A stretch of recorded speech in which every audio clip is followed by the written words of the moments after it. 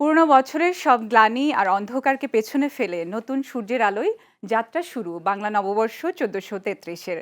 ভোরের প্রথম প্রহরে রমনা বটমূলে আবহ সঙ্গীতে বর্ষবরণ করে ছায়ানট, যেখানে নতুন দিনের প্রথম আলোয় উচ্চারিত হয় শান্তি, সাম্য আর নির্ভয়ের প্রত্যাশা। একই সঙ্গে ঢাকা বিশ্ববিদ্যালয় চারুকলা অনুষদ থেকে বের হওয়া বর্ণাঢ্য শোভাযাত্রা ছড়িয়ে দেয় ঐক্য আর গণতন্ত্রের বার্তা।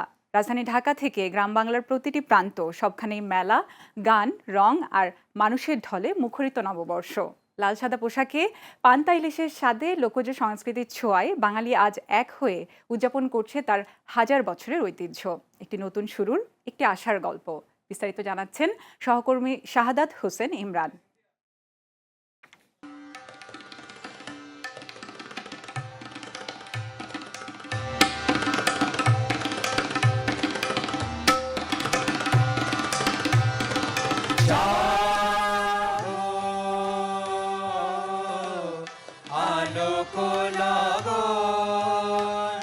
পুরনোকে পেছনে ফেলে নতুনের আহ্বানে যাত্রা শুরু করলো বাংলা নববর্ষ ১৪৩৩-এর।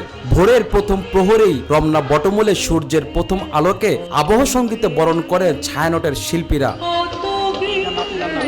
নতুন বছরের প্রথম প্রভাতে সবাই কামনা করেছে বিশ্ব শান্তি, নির্ভয় সমাজের প্রত্যাশা কামনা করা হয় ছায়ানটের বর্ষবরণে। নতুন বর্ষকে বরণ করি এবং এই নতুন বর্ষ বরণের মাধ্যমে আমাদের দেশের যে কৃষ্টি, কালচার, সংস্কৃতি, এটা যেমন উপস্থাপন, পাশাপাশি আমরা মনে করি এই বরণের মাধ্যমে দেশের সুখ, শান্তি এবং সমৃদ্ধি চলে আসবে। বাংলা সংস্কৃতিটাকে আমরা ধারণ করতে চাই মনে প্রাণে, সব কিছুতে, পা থেকে মাথা পর্যন্ত। ছোটবেলার থেকেই মা বাবার সাথে এই বটমূলের প্রোগ্রাম আমার সবসময় আসা হয়, কিন্তু মাঝখানে স্কুল টুল ঝামেলার জন্য অনেকদিন আসা হয় নাই। নতুন করে আবার এসে মা বাবাদের সাথে, খালাদের সাথে এটা উপভোগ করতে অবশ্যই ভালো লাগতেছে। সকাল সকাল উঠে রমনায় আসা, এটা আমার ফার্স্ট, সো এসে অনেক ভালো লাগে। বর্ষবরণের আরেক আকর্ষণ ঢাকা বিশ্ববিদ্যালয়ের চারুকলা প্রাঙ্গণ থেকে বের হওয়া বৈশাখী শোভাযাত্রা। এ সময় নানা বয়সী মানুষের ঢল নামে। এবারে শোভাযাত্রার প্রতিপাদ্য ছিল নববর্ষের ঐক্যতান, গণতন্ত্রের পুনরুত্থান। বিভিন্ন মোটিভ সাজানো বর্ষবরণের এই বর্ণিল আয়োজন জানায় অন্ধকার দূর করার আহ্বান। খুব ভোরে ঘুম থেকে উঠে রেডি হয়ে এখানে আসছি, অনুভূতিটা আসলে খুবই সুন্দর। শাহবাগ এখানে এসে আমরা যে শোভাযাত্রাটা উদযাপন করছি, এতে একটা অন্যরকম অনুভূতি পাচ্ছি। নববর্ষ তো আসলে আমাদের বাঙালিদের জন্য একটা বিশেষ দিন। সবার সাথে এই দিনটা আমরা ভাগাভাগি করে নিতে পারি, আমরা অনেক আনন্দিত। পয়লা বৈশাখে উৎসবের আমেজে মুখর পুরো দেশ।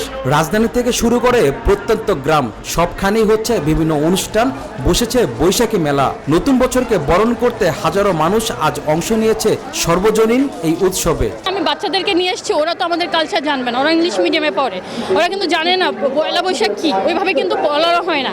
সো এমন একটা দিন, যেদিন ওদেরকে সাথে করে নিয়ে এসে আমি আমার কালচারটা ওদেরকে লার্ন করাইতে পারবো। যে পয়লা বৈশাখ, এটা তো আমাদের নিজস্ব সংস্কৃতি। সো এটার সাথে পরিচিত করার জন্য আমার বাচ্চাদেরকে আমি মনে করি যে এখানে নিয়ে আসা উচিত। গ্রামে ছোট থেকে বড় যখন যেতাম শহর থেকে, তখন যখন মাটির জিনিস নিয়ে আসতো, সেটা একটা প্রাণ ছিল। এখনো সেই প্রাণটা এই যে আমরা খুঁজি। পয়লা বৈশাখ উদযাপন ঘিরে পোশাকও ছিল বর্ণিল ছোঁয়া। নারীরা পরেছেন সাদা লাল শাড়ি, পুরুষরাও পাঞ্জাবি পায়জামা পরে বের হন পরিবার নিয়ে। শিশুদের হাসি, তরুণদের উচ্ছ্বাস আর বয়োজ্যেষ্ঠদের স্মৃতিচারণ, সব মিলিয়ে তৈরি হয় এক অনন্য আবহ। বাঙালি মেয়েদের যে সংস্কৃতি, সাজসজ্জা, পরিবারের সাথে ঐক্যবদ্ধ হয়ে এই দিনটাকে উদযাপন করা, এভাবে করেই আমরা মঙ্গল শোভাযাত্রায় হাঁটার মধ্য দিয়ে এই দিনটাকে শুরু করি। আসলে আমরা বাঙালি হিসাবে আমাদের যে অস্তিত্ব, এটা আমরা মনে প্রাণে ধারণ করি।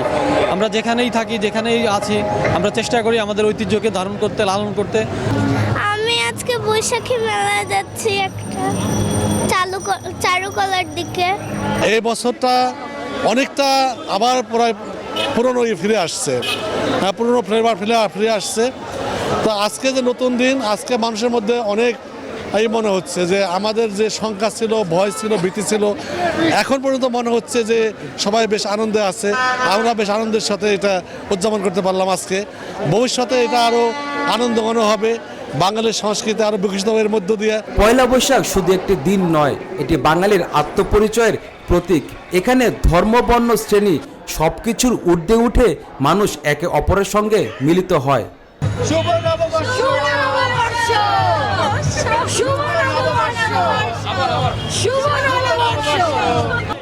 বাংলা নববর্ষ 1433, নতুন সূর্যের আলোয় শুরু হলো আরেকটি নতুন বছরের পথ চলা। পুরনো দিনের সব দুঃখগুলোকে ভুলে আনন্দ ও আশা নিয়ে দেশবাসী বরণ করে নিয়েছে পয়লা বৈশাখকে। সংস্কৃতি আর ঐতিহ্যে ভরপুর আজকের এই দিনটি। বৈশাখী শোভাযাত্রা আর উৎসবের আমেজে প্রাণ ফিরে পেয়েছে বাঙালির ঐতিহ্য। আর নতুন বছরের এই দিনটি হয়ে উঠুক সুখ ও সমৃদ্ধির, এমনটি প্রত্যাশা সকলের। Sadat Hossain Imran, channel S, Dhaka.